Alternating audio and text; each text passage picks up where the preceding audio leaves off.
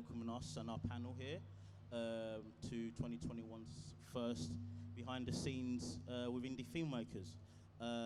My name is Domingos Coxi, and I'm the moderator and host for tonight. I write for the Hollywood News Source. I also run a film club, which I founded a few years ago, and I'm surrounded here by some very talented friends of mine. I'm going to pass them along so they can introduce themselves. And thank you for coming to our panel today. Sanchez? Testing 1, 2. All right, here we're live. All right, good evening, everyone. My name's Sanchez Brown. I'm an actor, also write and direct. I started off my career in the UK from the age of 10, doing things like The Bill, Ka-Ching, if you remember that. Then took my career to LA, went to Stella Adler Drama School out there, and then flew back here and made a few short films. And then COVID hit for a little while, so I haven't been able to get back to the States, but flying back over there in a while. But yeah, so we're just going to talk about my acting career, filmmaking, indie filmmaking on the low budgets, the big budgets, and how you can progress yourselves if that's what you guys are into. So yeah, that's the one.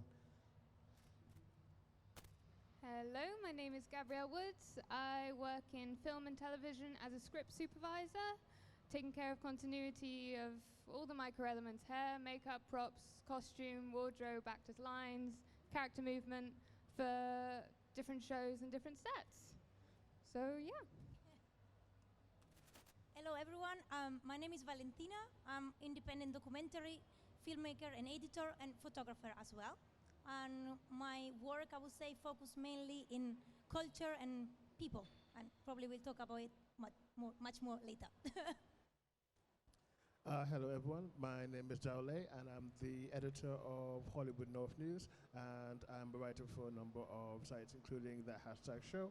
And I guess I'm here to talk about how fans interact with filmmaking and TV making, and how together we can move forward and help each other. Hi, I'm Michael Clayton Jr. I work as a sound recordist, primarily, in films, television, documentaries, you name it. So yeah, that's primarily what I do. Hello, my name is Ross Gilman. I'm a composer, music producer, and conductor. And like my colleagues here, I work in film and TV. And I pass it back to Domingos. Thank you, Ross. So those are my amazing friends, very all talented. So I'm going to start with an icebreaker here. So each of you answer, obviously you all got your own paths. When did you all fall in love with the film entertainment industry? I'm going to start from here, Sanchez, onwards. Sorry, we've got to share the mics. I like the way I got it first. So I've got to think on the spot now. When did I first fall in love with film? I think, I didn't fall in love with it until I made my first film. I didn't appreciate the art enough. I didn't appreciate how things worked, the behind the scenes, the putting everything together. That's when I started appreciating film, seeing how you get from the idea of just a small idea of a little script, and then getting a team together to produce it and make it, and then going into post, doing the sound, composing, and just the little nicks and crannies that go with it. And that's when I started to love it. And then after making a film, you start to watch other films in a different way. I don't think I was ever watching films before until I made a film. So it's like I'm looking at different shots. I'm like, raw, that looks epic. How do I get the money to afford a crane in mine? Like stuff like that. It's just crazy. And then I remember watching a film that Steve McQueen directed with Michael Fassbender. I think it was called Cheat. I'm not too sure, but he had this shot, and it was just Michael Fassbender just running right through the street, and it's just this one long shot. Just no cuts, nothing. It was just flipping epic. And I was like, yeah, one day I want to do something like that. So that's when I started getting a love for filmmaking and just looking at different things. So yeah, that's for me, man. I always loved making films at a young age. It wasn't a specific film I watched as a kid. It wasn't something like E.T. or Jurassic Park. Even though those are absolutely amazing films, just in your room, just making videos with your teddies. And I didn't have Lego, but you've probably done stop motion animation with your Legos at one period or another, and it just progressed, and I was like, I just want to make movies. That's it, really.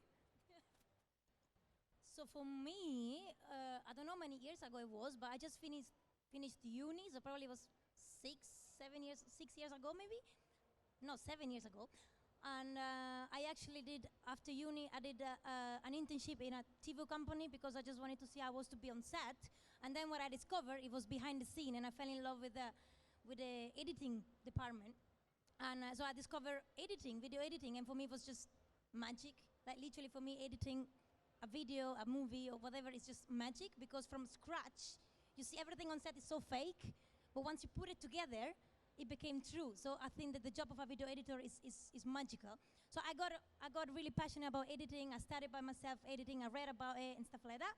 And I moved to London with the idea to work as an editor. And then things changed and moved on. And in the last couple of years, I realized that what really passionates me the most is documentaries. So documentary editor, I think, is the key that Top describe stuff. myself. Yeah. Top stuff. Yes. So it was like a crescendo, you know, like, yeah. I think I fell in love with the film and TV industry probably when I started getting easier access to the internet, because then it became, I wasn't just alone watching those shows anymore. I could go online and see all these thousands of people who have all sorts of different theories and different likes, and would like the same like 80s TV show that no one else like in my school or in my town would have heard of, but those guys knew what it was. And I can remember websites like Television Without Pity and websites like that, which just used to do funny reviews, sort of sarcastic reviews of your favorite TV shows, and that's, I think, what sort of made me engage more and learn about things behind the scenes. For me, it was, I suppose, at a very early age. I always loved films. Like from a very, like you put a film on, I'll sit and watch it all the way through at a very young age. But I think it was really when I got to sort of high school, college, and then started doing sort of getting involved in media studies, film studies, and all that kind of thing. That's where I actually really fell in love with film and TV as a sort of language, and you know the way it communicates with people and you know reaches people on all sorts of levels. So for me, that's really where I sort of fell in love with it, and it all kind of stemmed from there, really. Well, for me, I suppose is I've got two sides to the business. It's the music side and the film side, and so I started making music when I was 3, quite early on as a violinist. And if I had to pinpoint a moment where I fell in love with film, I think Gabrielle actually mentioned it before. When I was a kid, I used to go to the cinema a lot. And I remember watching Steven Spielberg's Jurassic Park with an iconic soundtrack. And I think that was the moment where I discovered film music for myself and fell in love with film and the music side of film. So that was my story. Awesome, guys.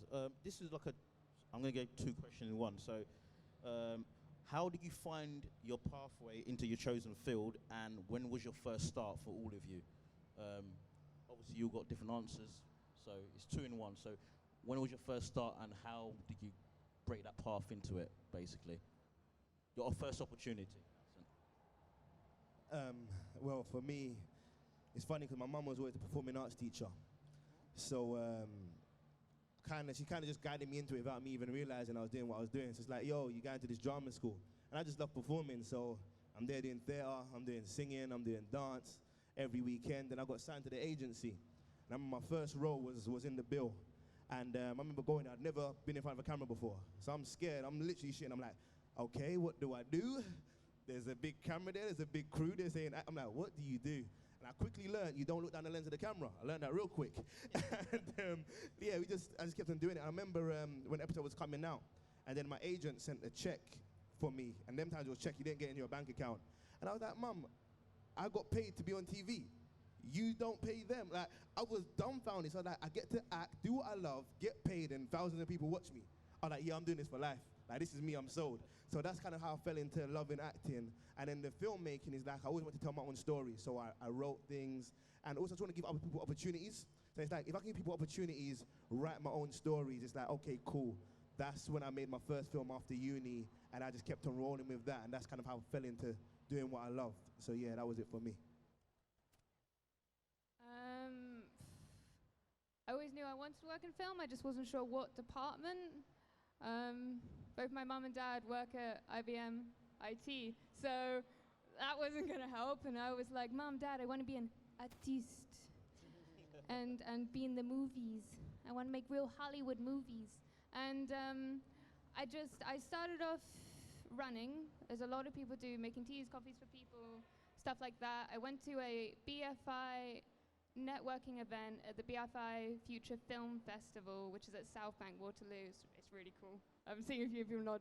And there was a networking event, and I heard that people need to give each other business cards. And I was like, oh, I don't have a business card. So I made my own out of, like, you know, the old word art with the graphic rainbows? And I was like, I'm Gabrielle Woods, enthusiastic, keen runner. And I just, like, handed them out. And then 2 weeks later, they were like, okay, wait, our runner got sick. We need someone quickly. Can you do it? And I was like, okay.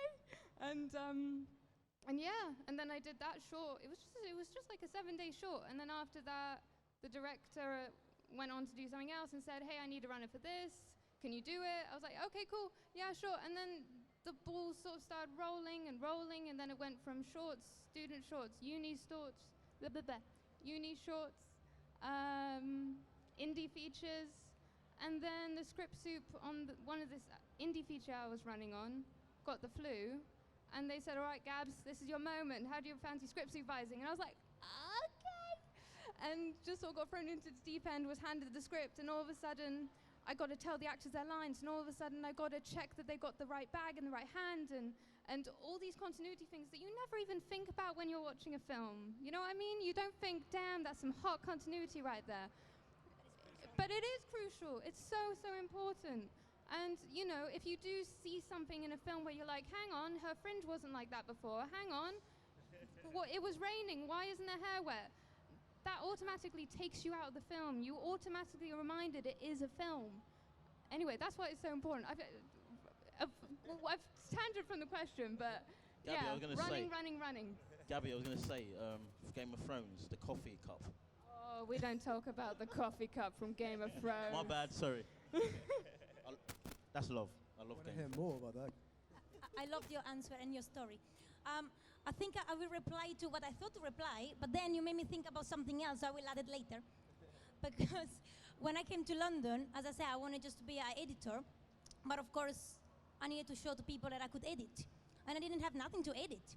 So what happened is that with my boyfriend, we started to travel just for passion. We were just traveling around the world, and what I thought was just like, you know what, I travel, I have fun, but I will bring my camera with me just to collect some footage, just to put together. Like, I really started thinking, I just need some footage, I need to show to people I can edit. And doing that, actually, I developed this passion, and I realized that when I travel, I particularly always look for a specific culture, the people, the food, the smell, the emotion I got. Like, so I started to make these short documentaries of places where I've been, they never been focused on me traveling around the world. It's always been focused on portraying the culture of the place. And this is how it started. I didn't plan it, it just started. And then I started to realize I'm into documentaries, I'm into the world, I'm into different cultures and people. But then, now you made me think about that actually, there is another part of my documentaries that is people. And when I finish uni for my bachelor degree thesis, I did a documentary actually, and I didn't even realize that now. That was my first work. So I made a documentary about a blind man and how he sees the world.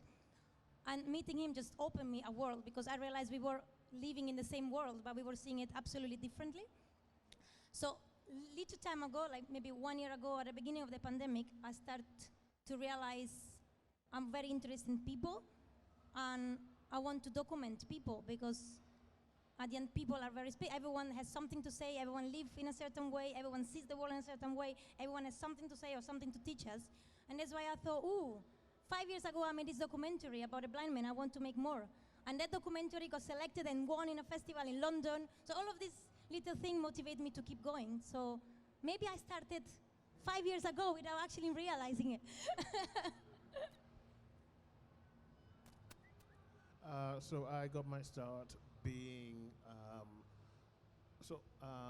just taking my inspiration from MuggleNet, which was a fan-run site for Harry Potter, and just looking at the site, the just amount of information and research that all these people who were, teens at the time, obviously were busy with their studies, that really got me wanting to become a part of the sort of like fan site community. So I joined a short-lived site for a book series called House of Night. And from there, I then went on to apply for Hollywood News Source, which Dom writes for now. And it just sort of went from there, going to events like this, doing interviews with stars, and yeah, it just all sorts of took off, and I don't know where it'll end up, but I'm happy with the ride so far. For me, it was sort of after my studies, uni. I sort of had already sort of fallen into sound, but I started out pretty much straight after on short films, and that's really where it all began. There was a couple of people I applied through. I think it was through a website at the time. And funny enough, 2 projects came sort of at a similar, they sort of crossed over at a similar time. And yeah, I was just lucky enough that 2 directors decided to sort of take a chance on me, and for me to, do an important job of recording their sound. And then from there, it just, those projects went really well. And then from there, it just, one thing led to another. And a lot of it was in the early, when I first started out, it was all a lot of word of mouth, and them saying to people, look, I work with this young sound recordist, he's really good, and then I'd get my next gig. But I literally, I think after my studies, I sort of kept a bit of money aside, because I knew that I needed some equipment to sort of make myself a bit more employable. And I literally had nothing, and like I had to just buy, like, just get sort of the basics to get started. And I remember one of the directors of the projects I worked on, like the first projects I ever worked on, he actually was kind enough for the next gig that was coming up. I hadn't quite got a recorder yet, and he had just this small recorder. He was like, oh, I'm happy to like lend this to you for the next gig. And yeah.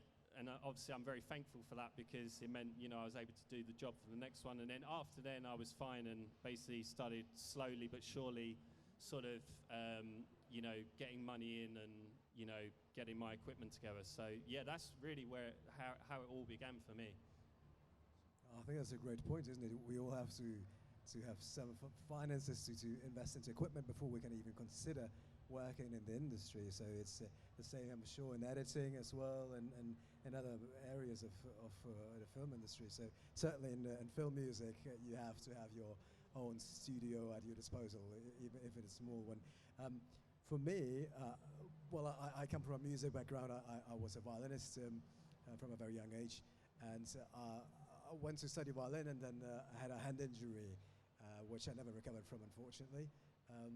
So if you can't perform anymore, you can still compose and produce music or conduct. So I went back to uni and did this, so combined my 2 loves of music and film, and that's how I ended up writing film music, of course, influenced by John Williams and the score for E.T. and Jurassic Park.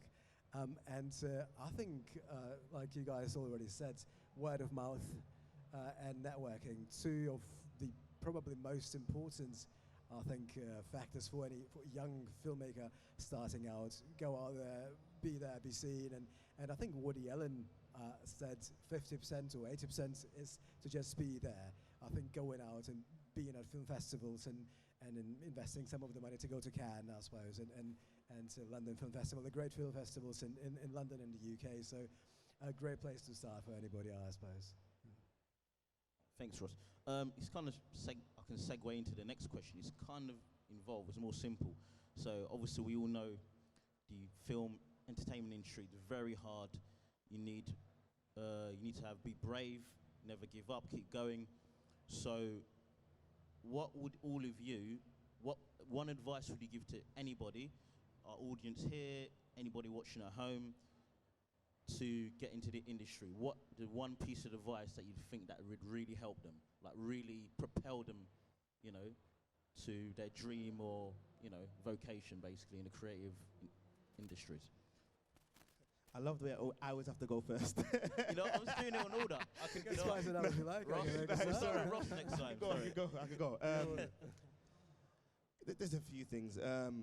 Number one, be fearless. Just be fucking fearless. Be yourself. Be your authentic self at all times. Don't try and appease the masses. Do what makes you happy, and don't try and impress. Let your work impress others. Don't try and impress them. Do you get what I'm saying? Whatever you love and what you want to do, that is your passion. So do that. And my advice is, if you're just starting out, work with someone that is on your level. So what I'm saying by that is, don't look for the Spielbergs to work with, because that person right next to you coming up, you guys are going to come up together. They're looking for that next person, so do that and grow together. There's no point in trying to reach them. They're at that height. Come up as a community, work together, and you will see that you guys will be the ones taking over the industry. You'll be the next generation. So that is my advice. Just all do that together. Yeah. Put your hands up here. Who wants to work in film, work on sets as a director, producer, writer, VFX, first AD? Okay. How many of you guys are at uni? How's it going? I think my one piece of advice would be, don't go to uni. Controversial, Mrs. Wood. Just The because opinions of Wood is her own. No represent. I'm joking. if No, you no, wanna- no. Go ahead, if you want to Gabrielle. be a doctor, if you want to be an architect, they're going to ask for your qualifications. You're going to need those boxes ticked. Every what's the word, job interview I've done, they've never asked what my qualifications are. They've never asked, have I gone to uni? They want to know what previous experience I've done, who do I know, and what can I do? And to be honest, if you start after college, you're already 3 years ahead of everyone else. So yeah, I'd say don't go to uni. Just get involved. Start as a runner. Talk to everyone on set. See which job you want to do, and follow them, stalk them, ask all the crazy questions, and just go from there. You got to, make it happen yourself. Yeah, I keep having answers in my mind, but then when you reply, I start to have other answers, and I want to keep with your conversations. I'm a bit lost right now, but about uni, I absolutely understand what you're saying, because, okay, I went to uni, but I didn't study film. I studied visual communication, whatever. It's not important what I studied, but it was in the creative industry, but no one cares about it. Don't think that because you go in that school or in that uni, people will hire you. Like, no one cares about what you studied, who you, like, all of that. They probably don't even read your CV if you don't have something to show them. So the most important thing is just do what, as they say, like, do what represents you, what you feel like, this is me, this is what I want to do, this is what I like to do, this is what represent me, and show that to people, because that's what people want to see. They want to see who you are and what you can do, and they don't care what you studied or what you studied. So maybe maybe just take your camera, actually take even your phone. You don't even need a lot of equipment. You can even shoot a film if you want, or a short with your phone. You can take pictures with your phone. Like, the quality of the work is not depend on the content. It's not how you did it. It's not about the pixel on it. You know what I mean? It's just what you are shooting. So produce, make stuff, and that was the advice I wanted to give at the beginning. Once you've done your thing, don't be afraid to send it to festivals, because there are so many festivals. There is actually a website that is filmfreeway.com, or I don't know what, but Film Freeway, and it's full of festival, expensive, free, important, less important, there is so many. So just don't be afraid to send your work to festival, because this will, as it happened to me, it motivated me, because I started to get selected, I started to put my laurels on the film, and I start to feel, okay, someone is appreciating it, so I want to keep doing. And that's create an image on you, because it becomes everything more serious. So maybe that was my initial advice. Don't be afraid to send your work to festival. Also, if you think, that's my first job, it's not so good, just do it. There are many free also, just do it.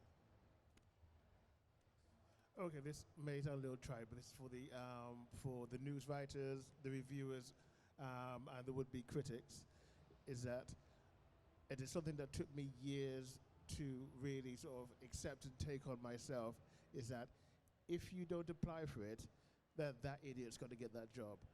Every time you look at a book, every time you look at the newspaper and see one of those little reviews of a film, you could go, I've seen that film, this review makes no sense. That's because someone else who could have done it so much better didn't apply for it because they didn't think that they would even get a look in. And you have to push past that.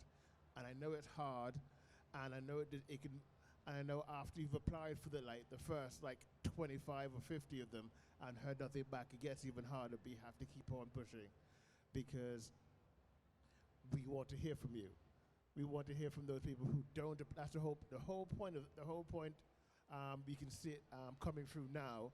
The whole point is hearing from and seeing the perspectives and the views and the thoughts of people who never applied before. So just try and keep that in mind. I'd say, learn your craft. Like, if there's a chosen area, learn about it, but also be open to learning as well. I think, I've been doing it nearly 7 years now, and I'm still learning new things and new techniques and new ways to go about the job I do. And also, be humble about, and be lovely to work with on set. I mean, at the end of the day, it's a team-based industry, and and word gets around quite quickly if you're unpleasant to work with. So I always find just being really approachable and a lovely person on set can also go a really long way. I think those are great points. And Sanchez, I also agree with what you said before, finding your own voice. I think that's really important, not to copy somebody for the sake of sounding like somebody else, maybe for the sake of studying, but developing your individual voice. I find it's quite important. Do we have any musicians here at all? No musicians? One musician. So half a musician. I guess this is great advice already. For me, it's hard because I've got five great insights before me. So I would also agree very much with what you said about being pleasant. And I think being polite to people, putting your ego second, and it's a people's business. So even if you don't agree with a filmmaker, or I think being polite and pleasant to work with is very important. The last thing about whether you choose to go to uni or not, I think you just said it as well, honing your crafts, being really good at what you do, and studying the masters, however you do it, whether you go to uni, like I personally did, or doing it online. There's so much content online, getting your knowledge from anywhere. But honing your craft, I think, is really important for whichever area we work in. Yeah, it's great responses, guy. I'll add to that from personal experiences. Try to be your authentic self. Whatever field you're going, writing, I write reviews and so forth. Once I begun to be true to who I am, that's when certain opportunities start to happen. Don't cater to what other people say. Don't be afraid to fail. Believe in yourself. Once you believe in yourself, other people will see it and they'll believe in you. And you will attract the people that are meant to be there and help and propel you to where you need to go. Don't give up. Be consistent. I believe a playwright, William Shakespeare, once said, from one of these great plays, be not afraid of greatness. Some are born great, some achieve greatness, and some have greatness thrust upon them. Go and be your greatest self, go and achieve it. You believe, everyone else will believe in you once you believe in yourself, and never give up. Nothing is impossible. Impossible doesn't exist to me. It says, I am possible, not impossible. That's what I'm going to say. Right. May I add something else? One more thing. Yeah, go I ahead. think staying power is really important in this business. So it can take a long time. You said 7 years. work, and it can take a while. So I think it's really important to be passionate about this area of work, because that's what's going to get you through the difficult times, and they will most likely be there. I hope it will be sort of whizzing through, but you know, every now and then it will be difficult, and that's where the passion for a project or the passion for your art will get you through. So staying power and sort of getting through the difficult times. Yeah, go ahead, Valentina. Go. Just because, again, you made me think about something. Because I remember a moment, I don't know when now, I'm not very good with a sense of time, but I remember a moment when I just started to do my short video trips, I was calling them. Now I prefer calling a documentary of places, or portrait of places, but I was always looking online on other people who were making video trips, and there were some I really liked. And I was just getting so down, because I was thinking, look, that is so cool. Look how he did that shot. And look how he used the drone and he did that. And then he did that shot. I will never be able to do that. With my camera, it's so bad, it's shaking. I mean, I'm not able to do it good as him. And that put me down so much, because I realized, I was thinking, I'm not good enough to do that. And then one day, I don't really know how it happened, but people come to me and they start to tell me what they think about my work. And they were friends, but they were all telling me, and one day I really listened at it. They told me, your work is so good because there is so much emotion going through, and I think what you're doing is always emotional. And then I realized, yeah, actually, because this is what I care about in my work, is to send an emotion. And I realized I was always trying to copy someone to do something very good technically, but I've always been against that. I've never been a fan of the perfect shot. I've always been a fan of sending an emotion through the work. But I was always trying to copy, because that guy had so many followers on YouTube, you know, or in Vimeo. So then I've been a bit lost, because I was thinking, oh, he has a lot of followers in Vimeo, I should do the same. But no, it's not true, because he will always be better than me, because this is his way to tell the stories. So then I accepted that my way to tell a story is not about the perfect shot, it's about sending an emotion. And once I accepted that, I just found my voice, as you said. So yeah, stay true to what is you. Because if you're copying, you're just copying someone else. No one wants a copy of something, right? You need to be you, yeah. Sorry, I added this in the middle of... No, it's all good.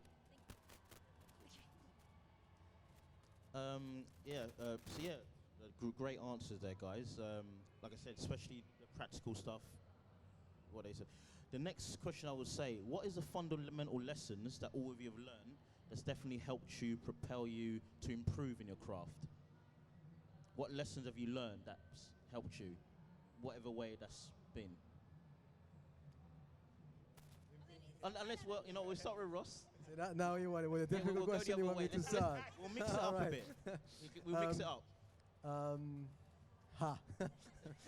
So, what's I suppose, without having the time to think about this, I would say after all, I wanted to start with a more artistic question, but I think in many areas, this is after all a business we work in, yeah? So there is the artistic part, but also the business part. So I would probably say that when I started to getting into the business side, studying business, learning the business, aside from the artistic area, that was, for me personally, very helpful. That's what you meant to ask, isn't it? Yeah, like I said, it's all individually based. What fundamental lessons that help improve learning about the business aspects of the film industry, of the film business, for me, that was an important aspect, personally. Thank you, Ross. Yeah, I was going to say something quite similar, actually, in terms of the business side. Is like a lesson for me, I suppose, was learning how to sort of present yourself to people, because especially as a freelancer, you're kind of your own brand, and you are, you know, your name is kind of like a brand to people. So it's, you know, it's just being able to, from the business side of things, okay, you know, everything from, you know, maybe having, like for myself, I have a logo for my business, that kind of thing, designing stuff, you know, down to how your website, you know, because like having a website's quite nice in the sense that it's like it's like someone doing window shopping, you know, they go by and, you know, if a shop window looks quite nice, they're like, oh, I'll go in there and check this out and look further. And, you know, it's just that side of things, like how you actually get yourself out there. And also, I suppose, just on a flip side, on the technical side, just fundamental lessons that I've learned just on set, really. Just, you know, how to, you know, certain techniques, how to do them better, you know, learning from production sound mixers who give me sort of advice about their you know, about the craft, and you learn things from that. So yeah, I suppose it's two sides of the coin, really, the business side and then the technical side. Darryl?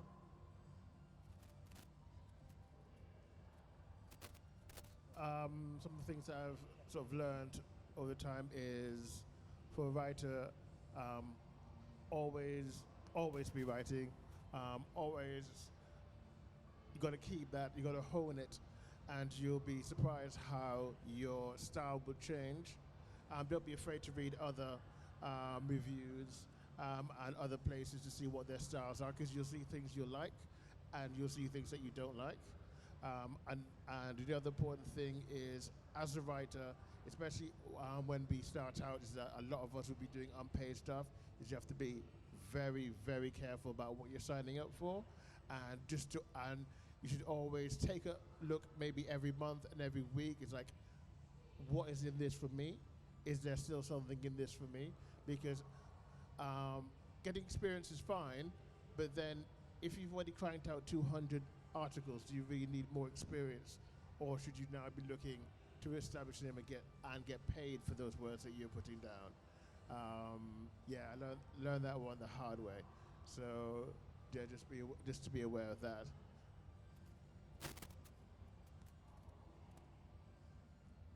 I'm a bit lost again with all the answer, because I keep having new things in my mind when you reply to it. But like, yeah, first I was thinking, yeah, one of the things I learned is that you can learn by yourself. Again, it's not really, okay, then I discovered I loved editing, but I never went to school. I never studied editing, but I studied a lot by myself. I studied, there are tutorials online, there are people talking, I read a lot of books. In fact, I remember I was in the film festival of Locarno in Switzerland. I'm from Switzerland, so I went there, I was working there, and there was Walter Murch talking, and then he's the greatest editor ever. And so I read his book so many times. So you auto-teach yourself. Can you say that in English? Self-taught. You're self-taught. Self-taught. Yes. So you can teach. Like, you can learn by yourself. So read books about it, read people talking about it, go online. There is everything in there, and then do practice. So you don't really need, a school for that. You can do it by yourself. But I got lost. What you were saying, because you made me think about something. It would be about either knowing your own worth, keep on practicing, which was that? Okay, no, I lost it. But well, I just lost it. If it comes to my mind, I'll come back to it. Okay. Yes. But yeah, that's what I learned. Like, you can do it by yourself. Like, it's a big thing. It sounds full, but it's very important. Okay. Anyway, I'll stop. You're actually right, though. You definitely can learn from yourself. There's so many books out there on something that you want to study. If you want to do something a bit more, there's like classes, there's YouTube, there's creative media skills. No, they're called screen skills now. Yeah. Screen skills offer some fantastic classes on so many different topics. And I think the one thing is, get yourself educated, learn everything you can about what you're trying to achieve, and then... Came to my mind. Oh, do you want to... No, it's fine. It's the Gabby and Valentina show. I like it.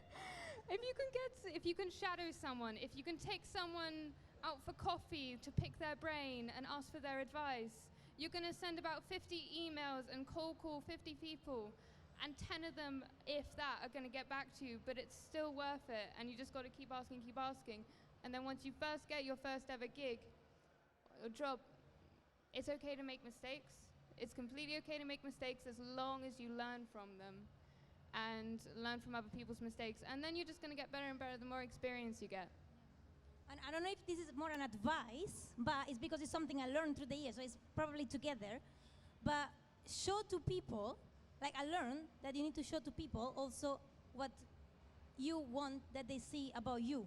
So maybe you can do many different jobs. Like, for example, a lot of freelance that I get, it has nothing to do with documentary editing. I'm doing a lot of graphic design and motion graphics and photography because that's the job I'm getting, but that's not what I want to keep doing.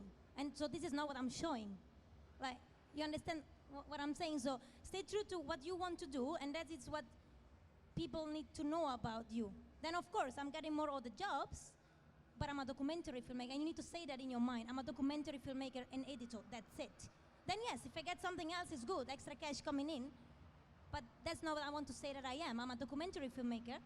So that's what I would say, stay true. Like, I learned this. Just, you can accept whatever you want, but remember what you're showing to people. Like, if you make a show reel, and you show all the jobs you've done, but half of them, you didn't like them much, you just done, and you just want to show you did that, you will keep getting job for that. I don't know, if you edit, I don't know, weddings, you know, sir, and then you show only that, that's what they will call you for. But maybe that's not what you want to do. So just show what you want to do and who you are. Maybe it was more an advice, but I took a few years to understand that. So yeah, it made sense, what I said. Okay. No, completely. I think that ties in with having your own voice, isn't it, as well? Making sure you present your own voice and showing to the people, and also ties in with what you said with the website and presenting yourself and showing who you are. That nicely segues to what I was going to say. Learn to, as I was saying earlier, be yourself. And I say that in the sense of learn to be confident. No matter what, if you're saying you want to be a filmmaker, don't say I'm an aspiring filmmaker. You're a filmmaker. It's what you do. Be confident with it. One thing I learned when I moved to LA is everybody is confident. They will tell you they do everything. I'm this new actress, I'm this, I'm that, and they're just real in your face and confident. And in the UK, we are very reserved. We're very shy to say what it is we do. Don't do that. Be confident in yourself. This is me, this is what I do. That's one thing I learned, not to be scared or be shy to tell people my aspirations or my dreams, because as soon as you put it out there, that shit's gonna manifest, it's gonna happen. Do you get what I'm saying? Also, learn to just go out and do, learn to create, learn to fail, learn to experience shit. If you don't do that, you're not gonna get better. Put out your work, let people see it. Because you might think that's shit, but someone's gonna be like, raw, that touched me, or they will tell you something that you will learn to do better next time. So just keep putting that out, keep putting it out, keep putting it out. From a writing perspective, if you've got like a writer's block or the script ain't going the way you want it, put it down. Just let it sit there. If it's a month, 2 months, 3 months, come back to it afterwards. Trust me, you will come back with a new passion for that project, and things will just start clicking and turning over. From an acting standpoint, I've learned again, be yourself. You'll go to other countries and you might want to act in the States, but you're trying to bring a US culture, but that's not you, you're British. Don't try to bring that culture, they want you for you. You're booking that role because of what you bring. Do you get what I'm saying? So anything that you're doing, be true to yourself, be confident in what you do. Don't be shy, don't be scared, don't be afraid to say, I am this filmmaker, and don't be afraid to say, I am great. Like, that's what you need to be doing, 100%. Thank you, Sanchez. May I just add one more thing? I think go, Ross, that's great about the feedback that we all get online. We put out our work online, and there might be some negative feedback, but I think some of the greatest lessons that I learned are from people that I've never met, but they've criticized something about my work at some point. So you take it on board, and you're like, they might have a point. You think about it and potentially take it on board if it's constructive. So I think that's a very good point, not being shy about putting out your work and doing this in order to avoid negative criticism, because that, I think, can be very helpful at times. You know what it is? I've made a lot of work on a lot of films, and sometimes I do private screenings, I show it, I get a round of applause, everyone's happy about it, then I don't put it out. I put all this time and effort and money and other people's time, and I'm like, I haven't put it out. The world hasn't seen it. You don't know what's gonna come of it. You might think, I've gone past that now, the quality of work I'm doing now is so much better, but put it out there, man. Like, everything starts from micro budgets, and then someone will see the vision or what you're trying to do, and they will invest in you. Like, you know what? It doesn't look amazing right now, but if I give this person a little money towards it, or I give them equipment, or I give them a great DOP, I can see they can make something amazing. And that's what happens. You just put your work out there, man. Don't be afraid to do that. Thank you for your answers there. Yeah, just don't quit. Just be yourself and never give up. I'm going to ask a question. Any cool projects all of you are working on that you want to plug? Sure, yeah. Everybody. I'll go first then. Yes. I'm just currently at the end of post for a film that I wrote and produced called Brothers. I can't wait for it to come out. So it's going to be out in December. Quick synopsis of it. It's about 3 friends, they're best friends. 2 of them are brothers, and the 2 brothers find out that their best friend is dating their younger sister, who is 15 years of age. Yeah, it gets a bit dark, gets a bit thing, but it's a real dilemma. It's set in a car, just like, it's really good. I can't wait for the world to see it. Like, I'm excited about it. And then I've got a new talk show coming out. It's called Uncut, and it's basically about the industry. It's called Uncut because everything about behind the lens. So getting into the nitty gritty with actors like Ashley Waters, Amel Amin, Richard Blackwood, Michael Ward, and Damson Idris. So we're just gonna go into interviews with those guys and talk about why move countries, what happens when you're trying to get an agent out there, what is the lifestyle like in Hollywood, all their managers, the drugs, the party, like just really going into what people want to actually hear rather than the bullshit. Do you get what I'm saying? So yeah, that's Keep what it real. This year's been crazy, man. I just finished the Railway Children Return, Studio Canal. It's kind of, if you remember the 1960s movie with Jenny Agutter, she now plays the grandmother. We're in World War II. The evacuees come back from Manchester to Keighley. So we shot all around Keighley and Howth, where they shot the original, which is cool. I just finished another film called I Came By, which is a Netflix thriller, psychological thriller film, which is really fantastic. And yeah, and it's been a lot of fun. It's so cool. I mean, all kinds of people, and it's been great. At the moment, I'm currently doing, I'm working a lot with BSL Zone and BSL TV. BSL stands for British Sign Language, and BSL Zone is like, kind of like Netflix, but for deaf people, it's kind of like a video platform. And we're actually, well, I should be shooting today, but someone's covered me, so it's fine. But I'm back on it tomorrow, and we're carrying on shooting. But that is with a deaf director, deaf actors. It's lots of it's in sign language, which is really cool. And yeah, I'm enjoying it. It's having a brilliant time. We're telling stories that this one in particular is about a deaf guy from the 1960s who got misdiagnosed as schizophrenic and was put in a, I won't say sale asylum, what's the word? Like a mental hospital for about 35 years. Misdiagnosed, completely normal, able-bodied, just was deaf, and he was misdiagnosed, and it's all about how he appeals and you know, makes a better life for himself. And it's a true story that actually happened. So yeah, I've just been learning a lot and been doing that for a bit now, and looking forward to seeing what's up next. Wow, I'm so interested in that. But so I'm working on 3 documentaries right now. One is in post, as you said, and it's very good. I'm very happy it's there in post because it will come the right time. But it will be a medium or a long documentary about my trip to India. I've been there 2 weeks, but 2 weeks absolutely changed my life. And that's why for me it's a very, very, very personal and important project of mine. So it's there in post, it's okay. And I'm working on 2 documentaries about people. One is in post-production, one is in pre-production.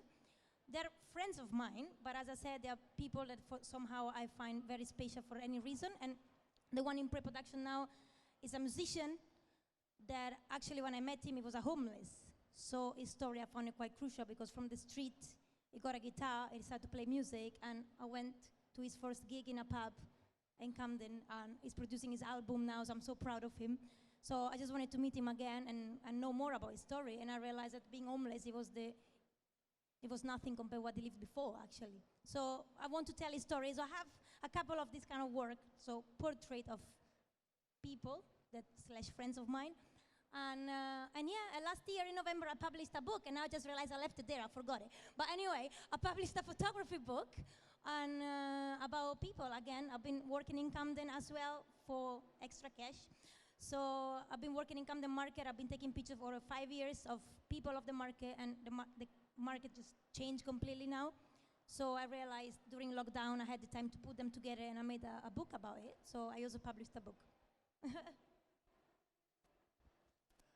So this year I launched HollywoodNorthNews.net, which is at the moment a single person operation, just publicizing what the Canadian film and TV industry does for the world.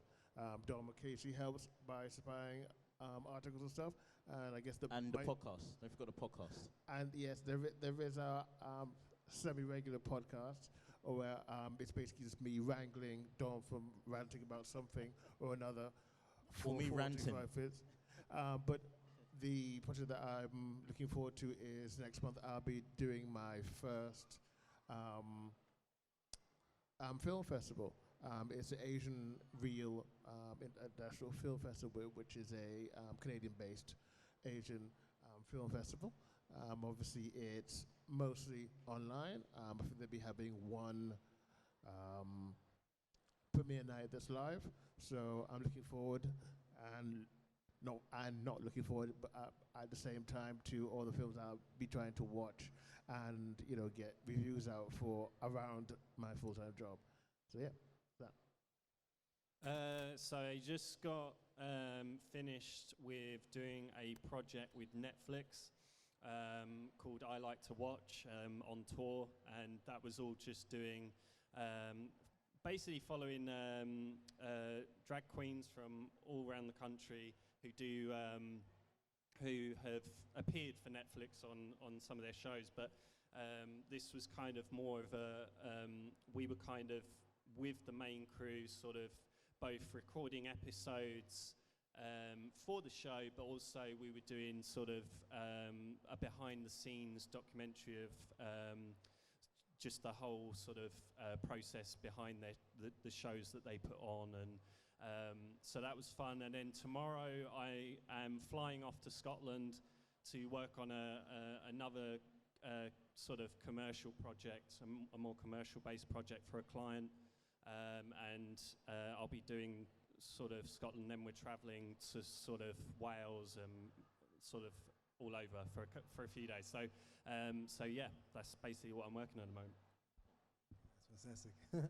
I'm actually going to, Darryl, pick up your Asians theme. So I've been fortunate to work on quite a few projects during lockdown, and one of them is one amazing horror series by HBO called Folklore. It's the second season.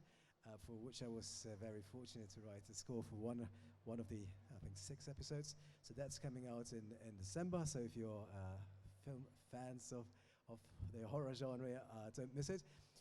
And another project that we did during lockdown was an animated film called Last Cloudweaver. I hope that's going to come out late this year or early next year. A beautiful animation, and we had the opportunity to record with a 65-piece professional orchestra in the Czech Republic. Amazing project. And lastly, so if you're interested in music, I have an EP coming out on Monday called Seasons. So if you want find me on streaming on Spotify, on Apple Music, you can listen to that as well. That's what I've got on at the moment. Awesome, thank you, Ross. Do any of you want to give any websites that they can find your work or anything like that? If you follow my Instagram, Sanchez_Brown, everything will be up there. Don't look at my IMDb. I don't know. I'm not in control of it. People just tag me on it, and half the stuff I've done isn't even on there anyway. No, I mean, come up and chat afterwards. Yeah, I don't really have many social platforms. I have a website, but I'm happy if you want to follow me on Instagram, so I grow my followers, please. So, write it down. Okay, VDA. Someone grab him a pen. Give him a pen. _ photography. I still need to change it one day with documentary something, but people know me as VDA photography now. So VDA photography. Thank you. Okay, so I obviously want you to head over to HollywoodNorthNews.net.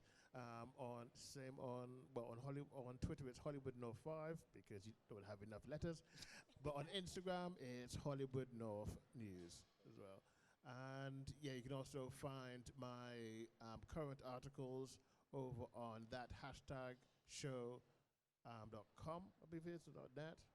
And yeah, you can just search for Darryl Ley, L-E-Y, and you can find all my articles there. So yeah, you can find my website at claytonaudio.com.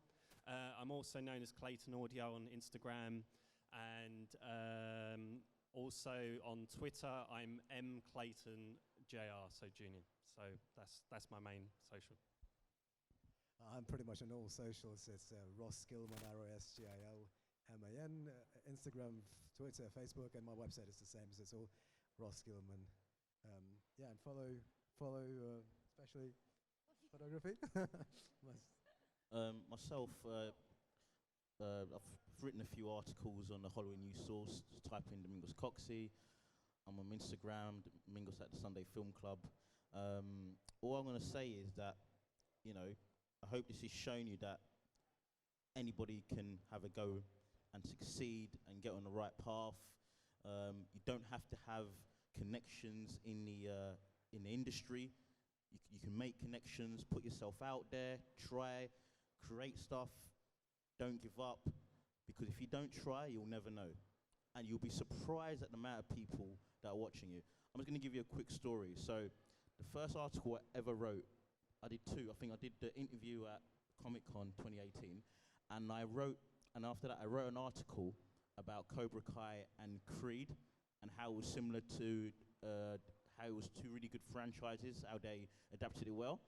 And I wrote the article, Hollywood News Source tweeted it to Zola Maradona, the star of Cobra Kai, and to my shock, he retweeted it.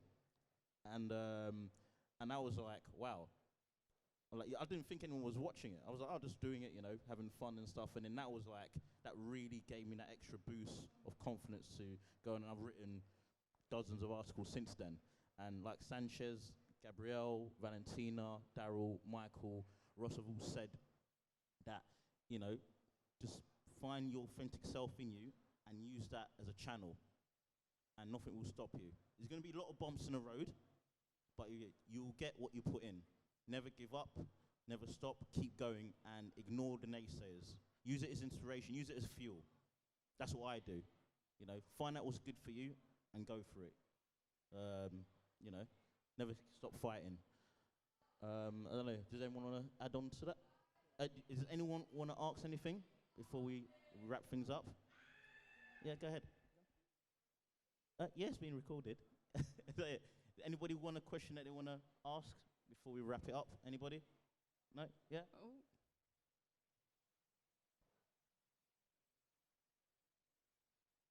If you had to make a film, what film would you make?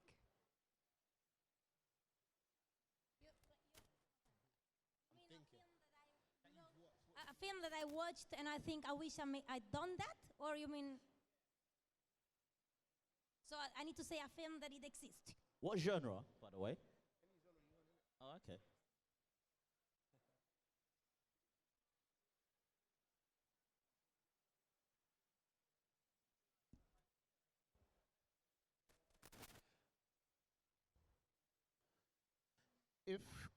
If I had the time to make a film, I would make a documentary on why trashy B movies are the best movies in the world, and everyone should definitely start watching more of them. You know what, I'm going to involve this. Why making bad remakes? I'll make a movie, why do you make bad remakes? Sorry, I've got to put it out there. There's some bad remakes. I'm not going to put them under the bus, but... Oops. I don't think something like that. Oh. I think I've stepped... Yeah, I've opened it. I didn't mention anyone. I know. I opened it, didn't I? Oh. Miss Wood, that is bad. You see, this is what I've got to deal with, guys. Nah. Sanchez, you got something? I know that mind of yours is working overtime. It's working overtime, but like a film that No, the film that I love that I wish I had made is Moonlight. That film looks amazing. To see Miami in that sense is just dope. The direction on that is dope. And it wasn't made with it was made with a lot of money, but not a whole lot of money. Acting in it is just amazing. So yeah, Moonlight for me is a film that I wish I could make, something like that, man. And if I can, I would love to make something like that. You know, I feel it's a nice question because it made me think a lot. Because, for example, there are many movies that I love, but none of them I will think I want to do that because it's not it's just a movie. I love movies. I mean, I watch a lot of movies. And on Instagram, I recommend a good movie every single day, more or less. But, so I love movies, and there are many I like, but it's not really something that I want to say, I wish I've done it. It just came to my mind a documentary that when I watch it, I thought, wow, that's really my style of like my kind of documentary that is below sea level of Massimiliano Rossi, that it was showing people in America, in the US, living on the camper van and all of that, the poor people in the US. And I loved it, and maybe that is something that really resonates with me because I felt that's so my kind of work.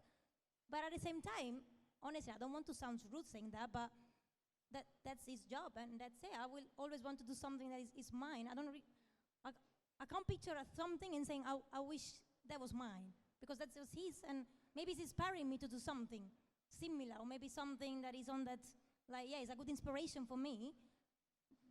But, you know, I don't feel that thing of, oh, I wish I've done it. I just look at it and I think, that's very good. I keep in mind and I learn through it. And I get all the tips or skill, or I look how he done it and I can get ideas from it, maybe. But, yeah. Okay. Ross, Michael? So sorry, I don't know the answer. Yeah, I was going to say, in terms of existing films that I wish I'd made, I'd say The Fifth Element was one. Another would be 12 Monkeys. If anyone's seen that, I think that's a great film. Or probably at least one of the Lord of the Rings films, because that trilogy, yeah, is epic. It's unbelievable. First one. Epic music too. I guess for me it'll probably be some. Yep.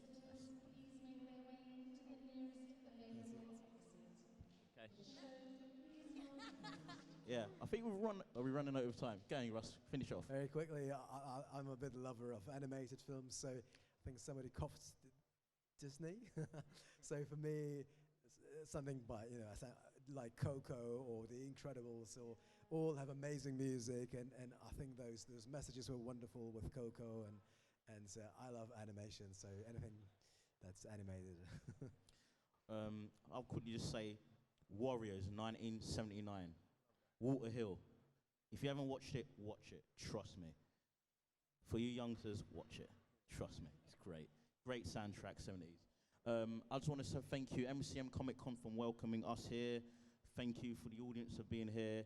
Thank you very much. Thank you, guys. Thank you to the technicians. Thank you, Del, for letting us go over time. Sorry about that. Yeah, just don't stop imagining things and be your best self. Thank you, everyone, and hope you enjoy Comic Con. Bye. Thank you, everyone.